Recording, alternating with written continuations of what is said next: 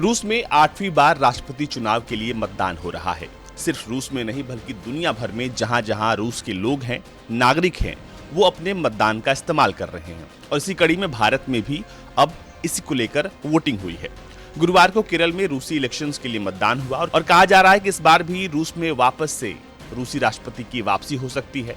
और अब इसको लेकर भारत के अलग अलग रशियन सेंटर्स पर वोटिंग के इंतजाम किए गए हैं। सिर्फ केरल नहीं बल्कि दिल्ली, चेन्नई, कोलकाता और देश के अलग अलग इलाकों में रूसी नागरिकों के लिए वोटिंग की व्यवस्था रूसी सरकार ने की है, ताकि जो भी लोग यहाँ पर रह रहे हैं और उनके पास मतदान का अधिकार है, वो रशियन प्रेसिडेंशियल इलेक्शन में अपने मत का इस्तेमाल कर सकें।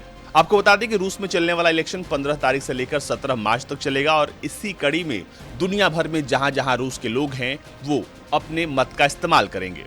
8वीं बार रूस में राष्ट्रपति का चुनाव हो रहा है और रूस की सरकार ने 144 देशों में 288 पोलिंग स्टेशन बनाए हैं ताकि रूसी नागरिक अपने मत का इस्तेमाल कर सकें। इसी कड़ी में नागरिकों ने रूसी राष्ट्रपति चुनाव के लिए तिरुवनंतपुरम में रूसी संघ के मानद वाणिज्य दूतावास रूसी हाउस में विशेष रूप से बनाए गए बूथ पर अपना वोट डाला।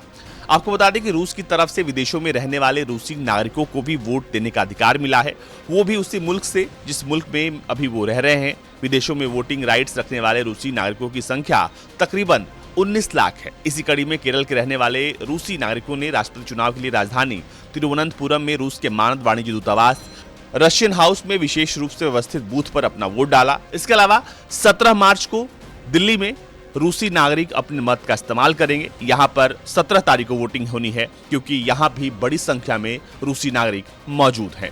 कहा जा रहा है कि फिर से इस बार राष्ट्रपति व्लादिमीर पुतिन की वापसी हो सकती है क्योंकि चुनाव से पहले के आए सर्वे में राष्ट्रपति पुतिन को काफी लोकप्रिय माना गया था। व्लादिमीर पुतिन 5वीं बार राष्ट्रपति बन सकते हैं, लेकिन इसको लेकर सिर्फ रूस में नहीं बल्कि दुनिया के हर कोने में रूसी सरकार ने अपने लोगों के लिए वोटिंग की व्यवस्था की है और इसी कड़ी में भारत में भी अब राष्ट्रपति पुतिन के लिए वोटिंग हो रही है।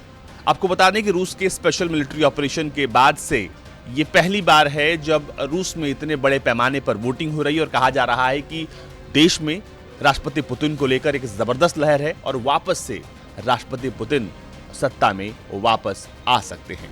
ब्यूरो रिपोर्ट, भारत तक।